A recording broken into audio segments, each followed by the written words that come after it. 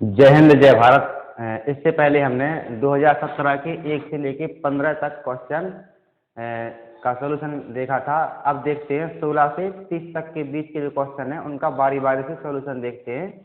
तो इसमें देखते हैं 16वां नंबर है कि यदि अवरोही क्रम में रखे गए आंकड़ों के दोनों छोरों से चरम प्रेक्षण हटाए जाते हैं तो केंद्रीय प्रवृत्ति में कौन से प्रभावित होते हैं। यहाँ पे दिया गया है कि कोई जैसे आपका दिया गया है, आंकड़े दिए गए हैं, मान लो इस टाइप से आपका अवरोही क्रम में दिए गए हैं, इस टाइप से दिए गए मान लो, तो बोल रहे हैं कि मतलब इसमें से आपके कौन से प्रभावित होंगे। Number A, number B, number C, number D. इसमें 4 ऑप्शन दिए गए हैं। इसमें दिया गया है माध्य और माध्यक, यानी माध्य और माध्यक मतलब माध्यिका। बी दिया गया है आपका माध्य माध्यक, माध्य माध्यक मतलब माध्यिका और बहुलक।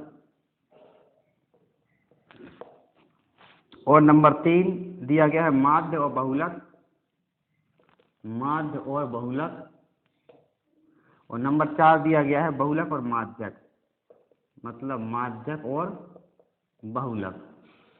तो यहाँ पर देखते हैं जैसे आंकड़े दिए गए हैं, यदि आंकड़े इसमें देखा जाए कि इसमें आपका टोटल आपका बहुलक कितना है, तो बहुलक इसमें 10 है। यदि हम माध्य निकालें तो एक सभी के लिए जोड़ के आपका 1 2 3 4 5 6 7 8 और क्या करें सभी के लिए जोड़ के और 8 से भाग लगा दो तो निकल आएगा माध्य। और माध्य का क्या होती है, माध्य का होती है यदि सम पद है आपके, जैसे 1 2 3 4 5 6 7 8 पद हैं, तो आपका 8 n/2 पद होता है यदि आपके सम पद हैं, और विषम पद हैं n/2 प्लस 1वां पद, तो आपका इस टाइप से निकलेगा।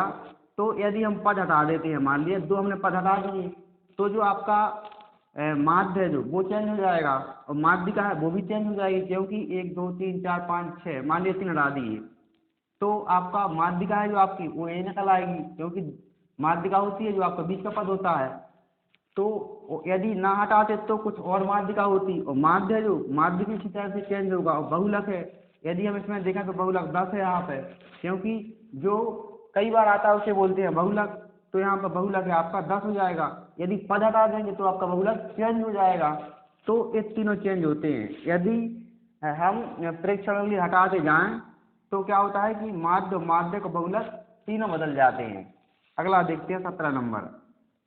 पद है जो आपकी चाहे वो अवरोही क्रम में हो या फिर आरोही क्रम में हो, आपके तीनों चेंज होंगे।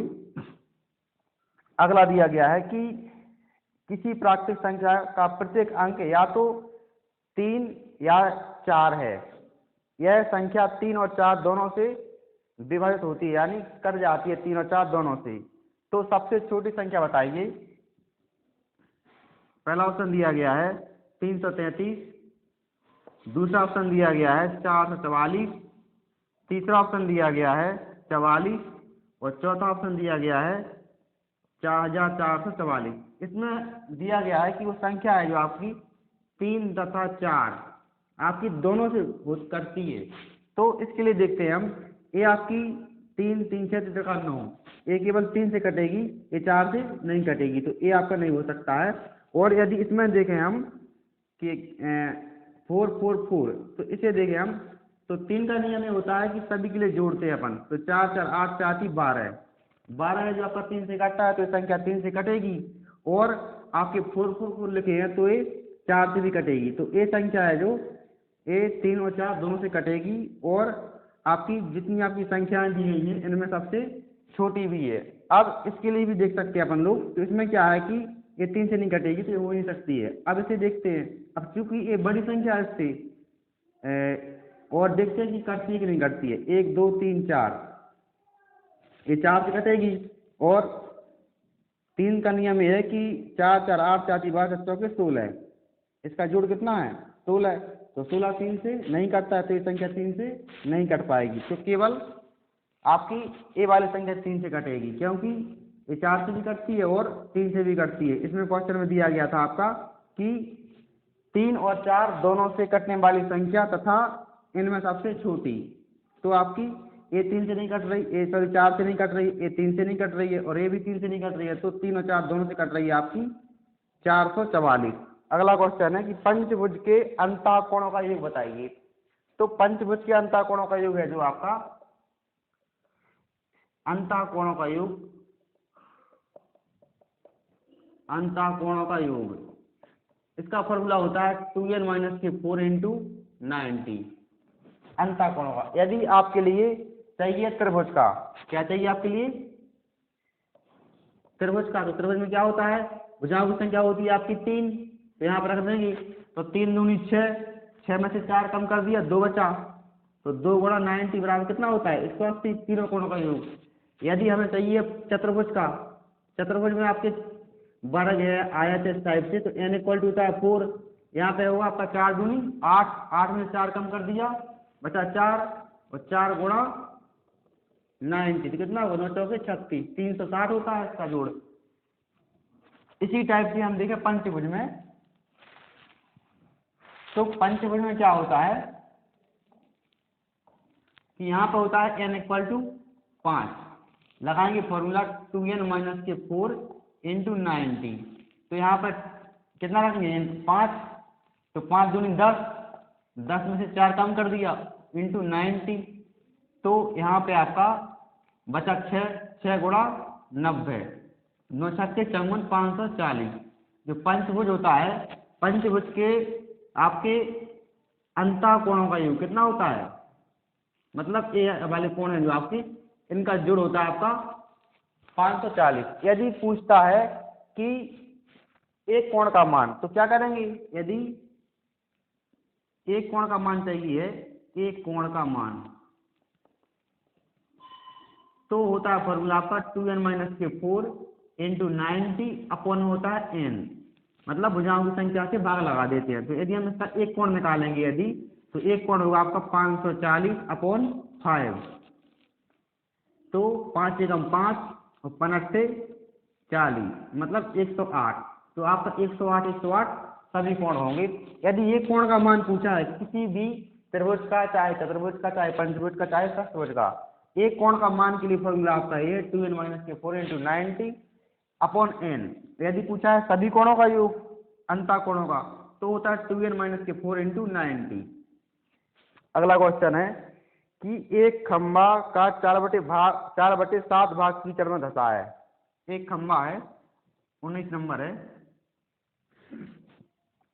4/7 भाग कीचड़ में धंसा है, जबकि धंसे हुए भाग का 1/3 भाग बाहर खींचा जाता है। तो पाया गया कि 8 मीटर माप का खंभा अभी भी कीचड़ में है, खंभे की पूरी लंबाई बताइए। अब देखते हैं, एक खंभा है, मान लिया एक खंभा है, क्या है कि इसका है जो खंभे का है जो 4/7 भाग है, जो आपका 4/7 भाग आपका एक कीचड़ में था।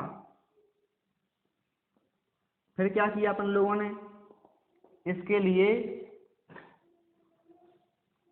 धंसे हुए भाग का 1/3 भाग बाहर खींचा जाता है। जो धंसा हुआ भाग था आपका ये वाला, तो इसका है जो हमने 1/3 भाग बाहर खींच लिया, तो कितना बचा, तो आपका शेष भाग होगा जो 4/7 था, इसका हमने 1/3 भाग बाहर ले लिया हमने, तो कितना बचेगा 4/7 में से कम कर देंगे, तो शेष भाग होगा जो आपका, ये तो है आपका बाहर वाला, हमने 4/7 का 1/3 भाग बाहर खींच लिया। अब है जो, अब बचा कितना है, अब शेष भाग है जो बचा है आपका, शेष है जो 4/7 माइनस 4/7 इंटू 1/3, क्योंकि क्या हुआ कि हमने इस भाग का है जो आपका 4 जो आपका इतना था उसका 1/3 मतलब इतना, ये हमने बाहर खींच लिया, तो आपका शेष बचा इतना, पूरे में से हम इतना कम कर देंगे, तो ये हुआ आपका अंदर वाला भाग। तो हमें बताना है कि पूरे खंभे की लंबाई क्या होगी। तो पूरे खंभे की लंबाई मतलब एक होगी। जैसे यदि मान लिया इस पूरे की लंबाई आपकी x थी, मान लिया खंभे की लंबाई क्या थी आपकी x थी। एक मिनट फिर से देख लें।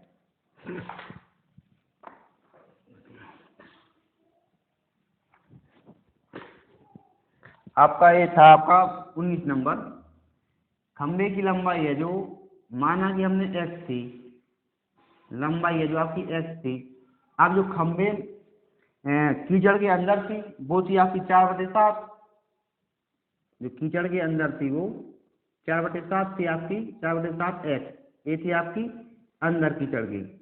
लेकिन हमने क्या किया, इसमें से नीचे वाला जो आपका कीचड़ वाला भाग में से कुछ निकाल लिया, 1/3 निकाल लिया। मतलब जो हमने बाहर निकाला आपका 4/7 x इंटू 1/3। तो शेष कितना बचा, इस भाग का हमने इतना निकाल लिया। इसमें से हम एक कम कर देंगे तो 4x/7 माइनस के 4x/7 1/3। ये आपका अंदर रह गया है।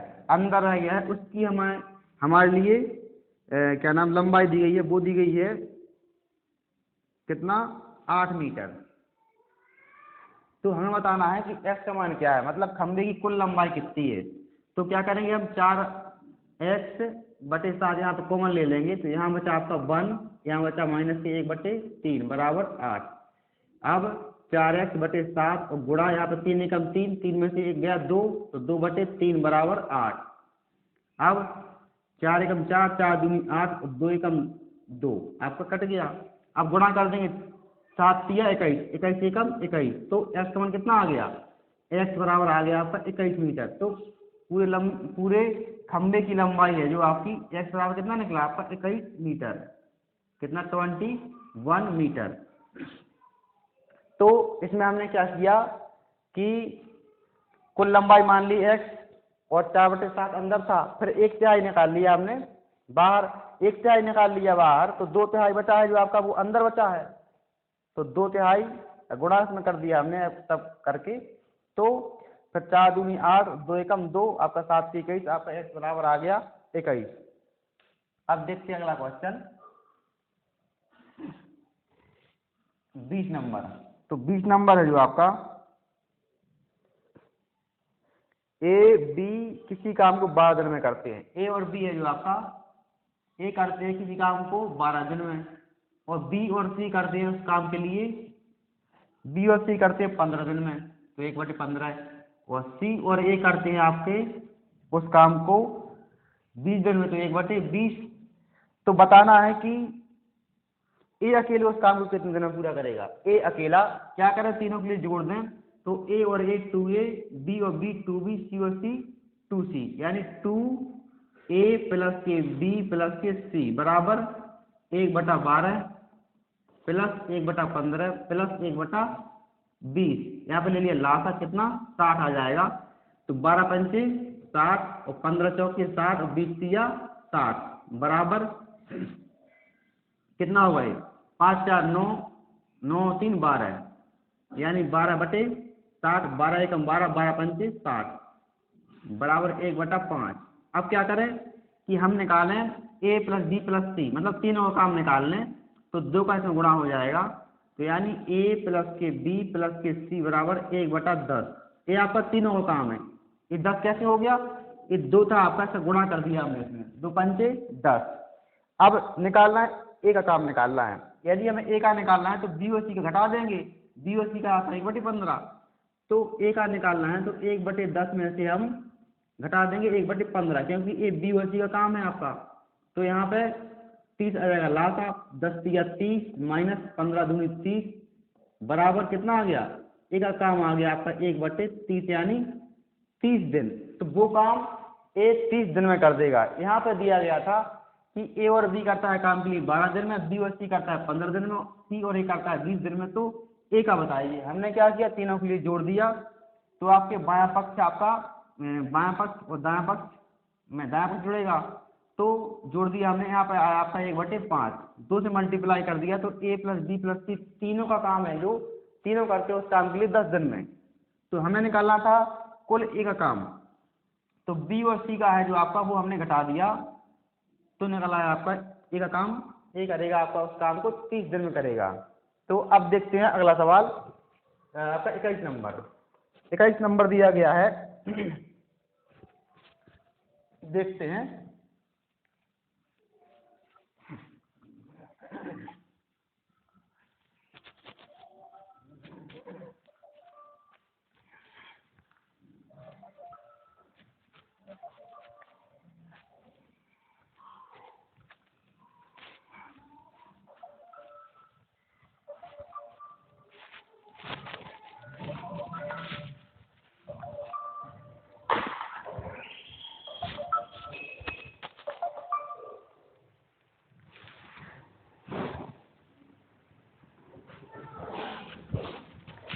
इक्कीस नंबर दिया गया है कि इस टाइप से चित्र दिया गया है, ये आपका मध्य बिंदु है,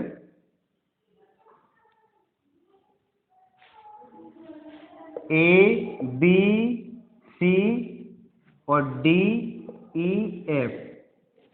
तो इसमें दिया गया है कि 4 ऑप्शन दिए गए हैं, ये आपके मध्य बिंदु है, आपके बी सी का मध्य बिंदु डी, ए बी का ई और ए सी का एफ दिया गया है। तो जब भी ऐसी कंडीशन बनती है तो आपके ये चारों क्षेत्रफल बराबर होते हैं, आपके चारों क्षेत्रफल बराबर होते हैं। तो इसमें दिया गया है कि डी ई एफ, आपका डी ई एफ त्रिभुज डी ई एफ का क्षेत्रफल है जो वो कितना होगा। तो डी ई एफ का क्षेत्रफल है जो आपका पूरे क्षेत्रफल ए बी सी का कितना होगा, 1/4, क्योंकि ये चौथा हिस्सा है।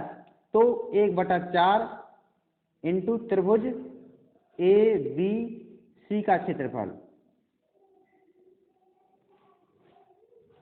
तो आपका ए दिया गया ऑप्शन नंबर, आपका डी दिया गया है, तो आपका ऑप्शन नंबर डी आपका सही हो जाएगा, क्योंकि ये चारों बराबर होते हैं। जब चारों बराबर हैं यदि, तो इसका जो ए वाला एरिया है जो आपका, ए वाला कितना होगा आपका टोटल का, आपका 1/4 होगा। यदि पूरे का 60 है तो 15 15 15 15 यानी 1/4 होगा, 15/60 यानी 1/4 होगा। अगला दिया गया है 22वां दिया गया है कि दो संख्याओं का अंतर तथा गुणनफल 5 और 36 है। अंतर है जो आपका, मान लीजिए संख्या है एक्स वाई, तो अंतर कितना है 5 और गुणनफल है जो आपका वो दिया गया है कितना 36। तो क्या नाम बताना है कि व्युत्क्रमों का अंतर, क्या बताना है, व्युत्क्रमों का अंतर, व्युत्क्रमों का अंतर बताना है हमें।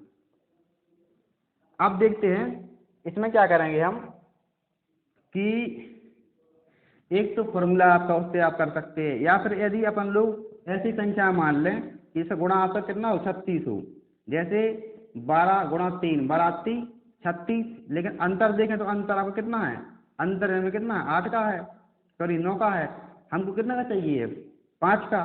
तो और देखें आप 9 × 6 सॉरी 9 चौके 36, तो 9 और 4 में कितने का अंतर है आपका 5 का। गुणा करें यदि तो आपका 9 चौके 36, तो यानी x का मान कितना है 9 और y का मान आपका 4। तो क्या करें व्युत्क्रम, मतलब 1/x + 1/y निकालना था हमें, यानी 1/9 + 1/4 लाता कितना आ जाएगा 36, 9 चौके 36 और 4 9 36 बराबर 13/36। ये आपका उत्तर हो जाएगा।